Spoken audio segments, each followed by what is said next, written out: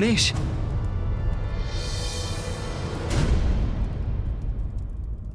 बालक बालक समझकर तुम्हें क्षमा कर रहा हूं। देखा गणेश, कितनी असुरक्षा का भाव है जलंधर जी में। हाँ भैया, अब इनकी असुरक्षा मुझे स्पष्ट दिखाई दे रही है। ऐसा कोई भाव नहीं है मुझ में। भगवान जलंधर हूँ मैं। ऊंचे स्वर में कुछ कहने से वो सत्य नहीं होता जलंधर जी। ये आपकी असुरक्षा और हीनता का ही तो भाव था, जिसके कारण आप शिवलिंग को यहाँ से हटाना चाहते थे। हाँ, यदि आपको अपनी शक्ति पर पूर्ण विश्वास होता तो शिवलिंग के यहाँ स्थित होने पर भी आप पर उसका प्रभाव क्यों पड़ता? असुरक्षा का भाव ही नहीं, उसमें पूर्णतः डूबे हुए हैं आप। नहीं, ऐसा नहीं है। ये प्रमाणित करूंगा मैं। ये शिवलिंग यहीं स्थित रहेगा।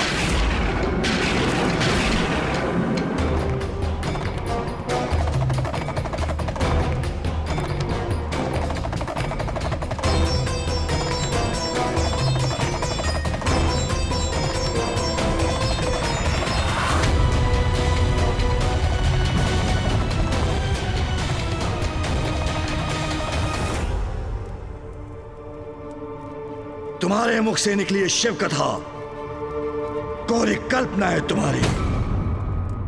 पूजा तो मेरी भी होनी चाहिए, ऐसी ही होनी चाहिए। तुम दोनों शिव के समान मेरी पूजा भी करोगे, जिससे मैं भी संसार में अपनी पूजा का प्रचलन करवाऊं। तो उचित है, महादेव की पूजा की भांति ही विधि विधान से हम आपकी कल प्रातःकाल पूजा करेंगे। गणेश,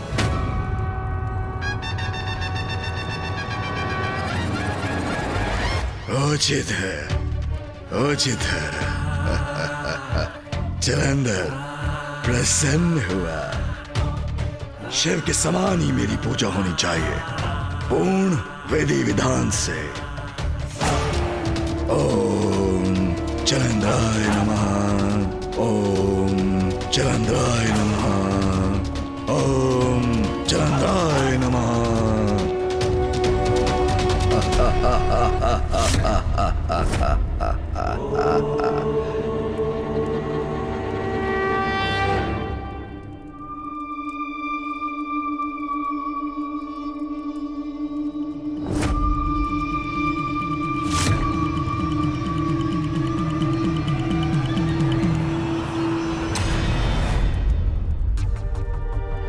कहां से आ रहा है प्रकाश? मैं भगवान हूं। मेरी निद्रा भंग करने का दुस्साहस कौन कर रहा है? प्रिय बलश्रेष्ठ, निद्रा भंग हो गई तो मदिरा पान करके पुनः निद्रा मग्न हो जाइए। अभी तो बहुत भोर है, मुझे भी निद्रा का आनंद लेने दीजिए।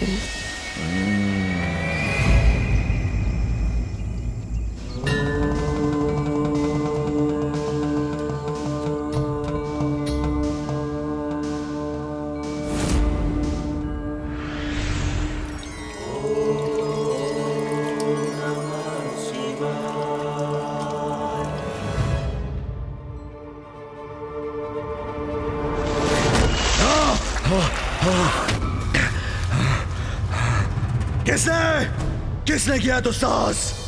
मुझ पर चढ़ डाला, निद्रा भंग की मेरे।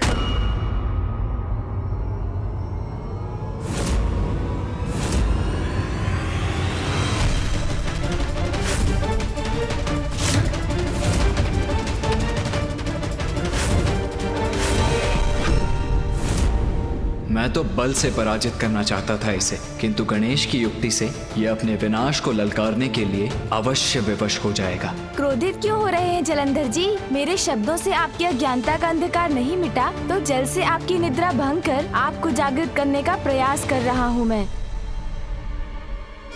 तुम दोनों सुन जी,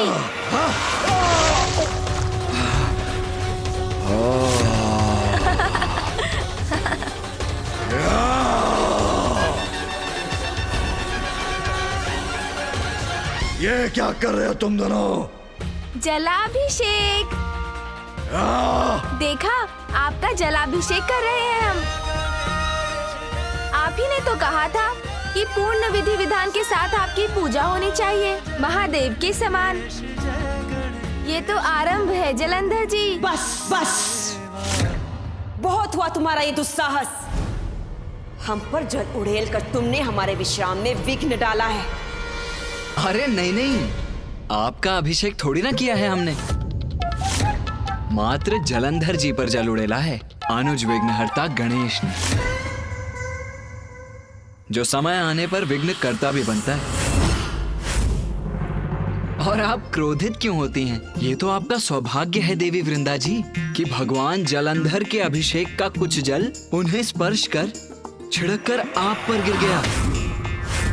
आप तो धन्य हो गईं। आपकी लीला। मैं साऊंगा अपने साथ तुम्हारी एक क्रीड़ा। तुम्हें क्या दिया, तुमने क्या किया? कदाचित आपको पुनः स्मरण कराना होगा जलंधर जी। आपकी ही तो आज्ञा का पालन कर रहे हैं हम। शिवलिंग के जलाभिषेक के समान ही तो हमने आपका भी जलाभिषेक कर दिया। ये पूजा है अथवा भगवान को कष्ट देने की परंपरा? जल में जैसे डूब कर निकला हूँ मैं। वैसे तो ये अभिषेक जल के अतिरिक्त दुग्ध, दही, घी, मक्खन, गन्ने के रस, मधु आदि से भी किया जाता है। यदि ये सब भी यहाँ उपलब्ध होते तो कदाचित आप और अधिक तृप्त होते। किंतु क्या है ना जलंधर जी कि आपके इस विशाल कैलाश और भव्य भवन में ना ये सभी सामग्रियां तो हमें प्राप्त हुई ही नहीं। इसीलिए मात्र जल का प्रयोग करने पर विवश हो गए हम। क्यों अनुज?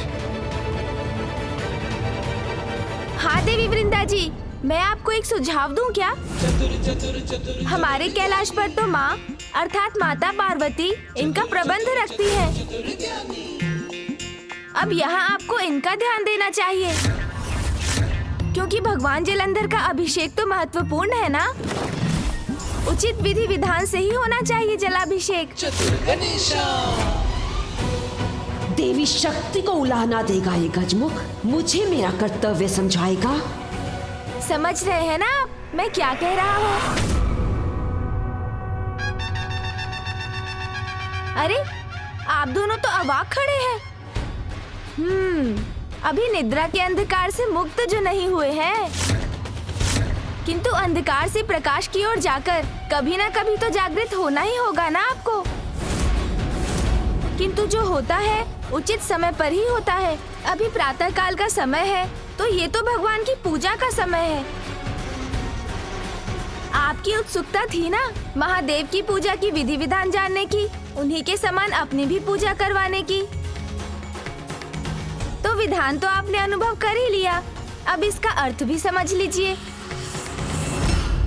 समुद्र मंथन के समय महादेव ने जगत कल्याण के लिए हलाहल विष का पान किया था, जो आज तक उनके कंठ में स्थित है। और उसी हलाहल विष की उष्णता से महादेव को कष्ट होता है।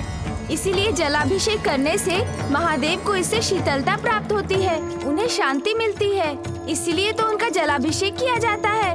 तो देखा जलंधर जी, ऐसे भगवान है महादेव, जिन्होंने संपूर्ण सृष्टि की रक्षा के लिए स्वयं हलाहल विष का पान किया और जिसे अपने कंठ में धारण कर सदा उसका भयंकर ताप सहते हैं। वो हलाल विष का पान कर ताप सहता है तो सहे शिव। मैं सदा मदिरा पान करता हूँ। भोग विलास प्रिय है मुझे, और हो भी क्यों नहीं भगवान जो हूँ मैं। अब आप ही बताइए नवीन भगवान जलंधर जी, क्या आप ऐसा त्याग कर सकते हैं? इन शिवपुत्रों का दुस्साहस तो बढ़ता ही जा रहा है। एक मुझे सीख दे रहा है और दूसरा प्रश्न कर रहा है मुझसे। बलश्रेष्ठ ये क्या कह रहे हैं? आप इन्हें रोकते क्यों नहीं?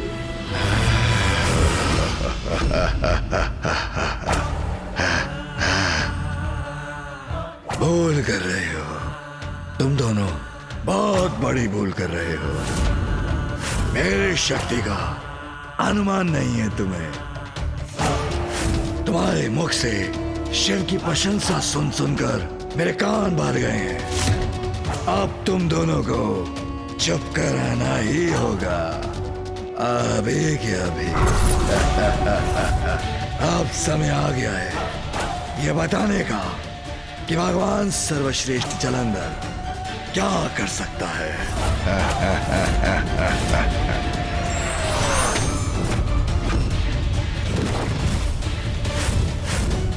अब प्रिय बलश्रेष्ठ अपने बल का प्रदर्शन करेंगे तो श्वास कंठ में अटक जाएगी इन दोनों की।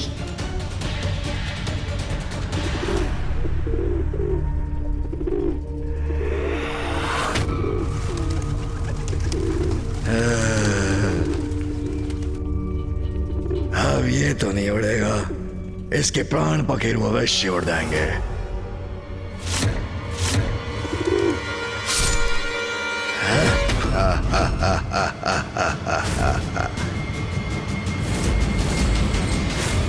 असहायों पर वार करने वाले भगवान कदापि नहीं बन सकते।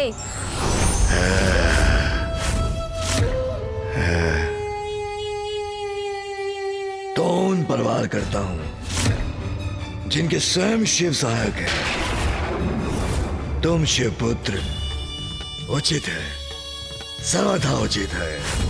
बहुत गुणगान कर रहे थे ना अपने पिता शिव का।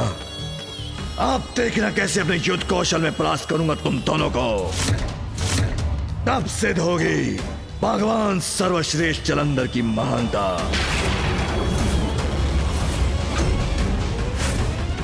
किंतु जलंधर जी, अभी तो आपका अभिषेक शेष है।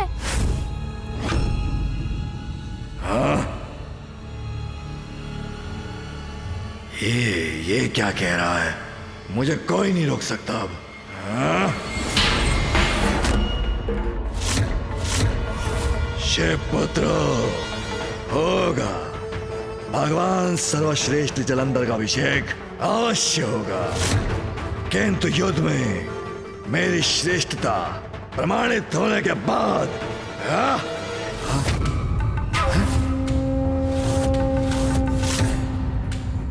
बलश्रेष्ठ कहाँ गए ये दोनों? जाएंगे कहाँ? मेरे भय से यहीं कहीं छिपे होंगे।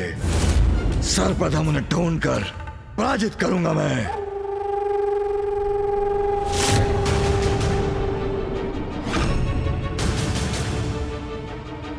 यहां तो कहीं नहीं दिखाई दे रहे।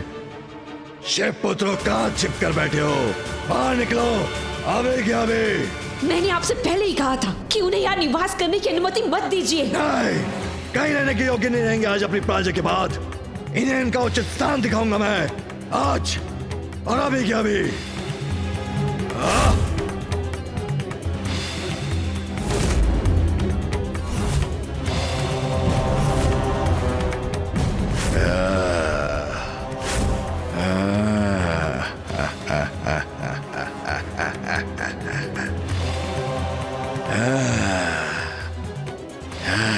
मुझसे लोग छिपे। भगवान सर्वश्रेष्ठ जलंधर हूं मैं। क्या? ये क्या है? सावधान क्या बलश्रेष्ठ! फेंका इसने मुझ पर?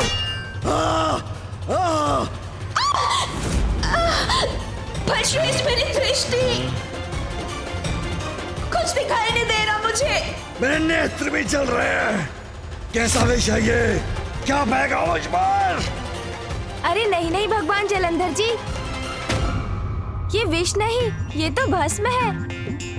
बस तो मैं करूंगा तुम्हें। अरे अरे, व्यर्थ क्रोधित हो रहे हैं आप जलंधर जी। ये भस्म तो महादेव की पूजा में अर्पित की जाती है। और ये भस्म जिसे आप यथाशीघ्र अपने तन से हटाना चाहते हैं, महादेव को सर्वाधिक प्रिय है। ये ज्ञात है क्यों? अरे रुकिए रुकिए जलंधर जी, भस्म से संघर्ष मत कीजिए, अपने ऊपर इसका अनुभव कीजिए, इसको अपनी समस्त इंद्रियों से आत्मसात कीजिए।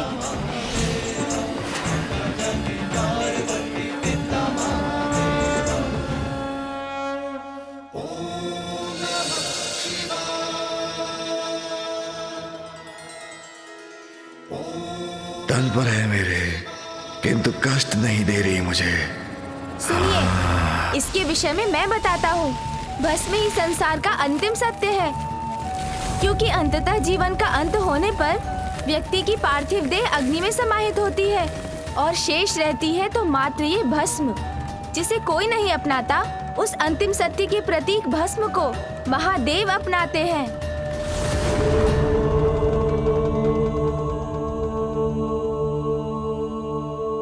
अब कहिए जलंधर जी, क्या आप अपने इस विशालकाय भवन के राजसी ठाट बाट को त्याग कर इस भस्म को अपना सकते हैं?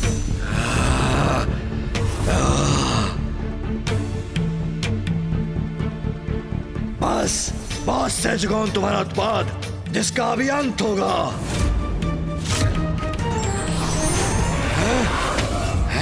ये क्या है?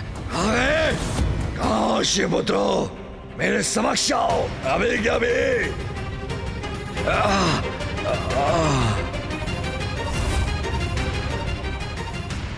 स्तंभ के पीछे छिपे हुए थे ना वो।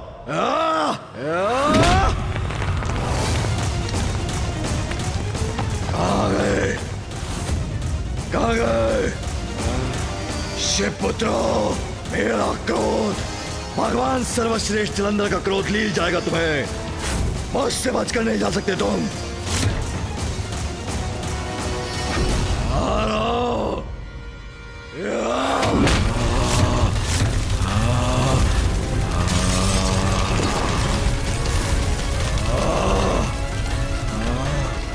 छोड़ो नहीं, मेरे समक्ष आओ।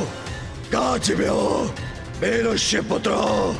पृथ्वी में समा गए अथवा वायु उड़ा ले गई तुम्हें? बलश्रेष्ठ, वो देखिए। भाग दिखाओ। आपको अपमानित करके भाग रहे हैं ये दोनों। चाहिए बलश्रेष्ठ, इन्हें इसी कैलाश में परास्त करके इनकी धृष्टता के लिए दंडित कीजिए इन्हें। ठहर जाओ शिवपुत्रो।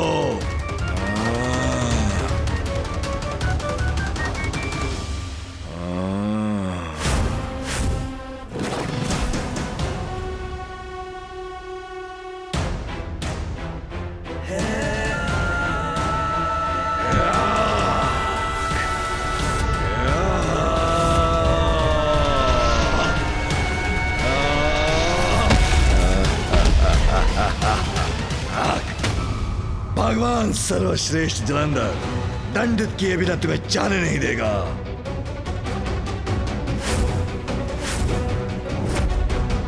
भैया,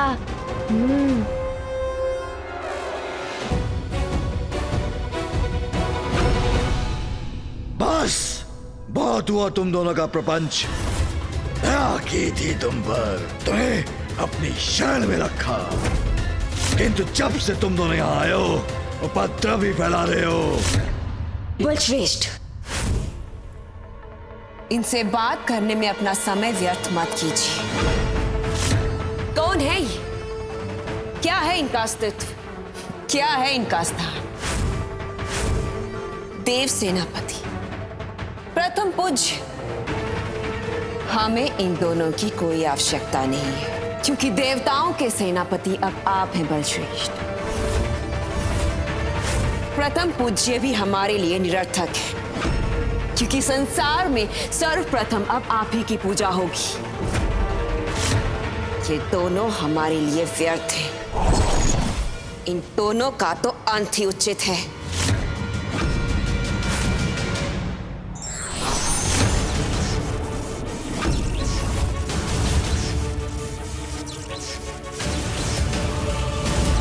आप देखना किस अवस्था में पहुंचाता हूं तुम्हें। अभी क्या अभी।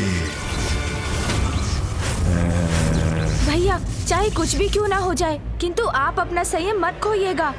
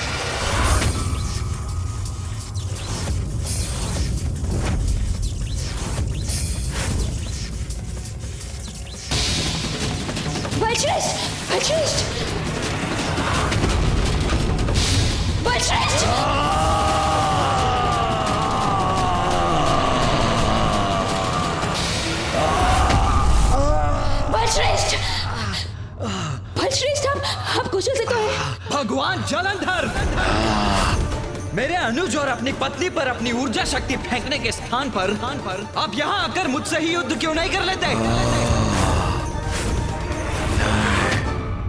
याक, वही करूंगा जो पूर्व में करना चाहिए था मुझे। आनंद आएगा अपने हाथों से मसल कर तुम दोनों को। अपार आनंद आएगा।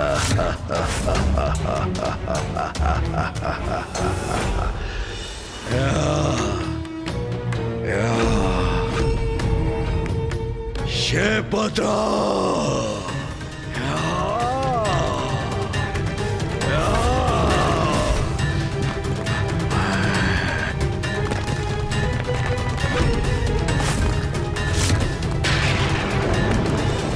शेपत्रा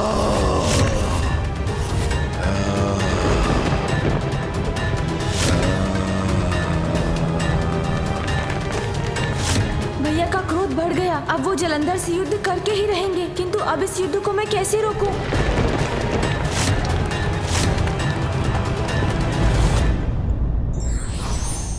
साम दाम से यदि कोई अहंकारी अपने अहंकार का त्याग नहीं करता तो दंड का भागी बनता है।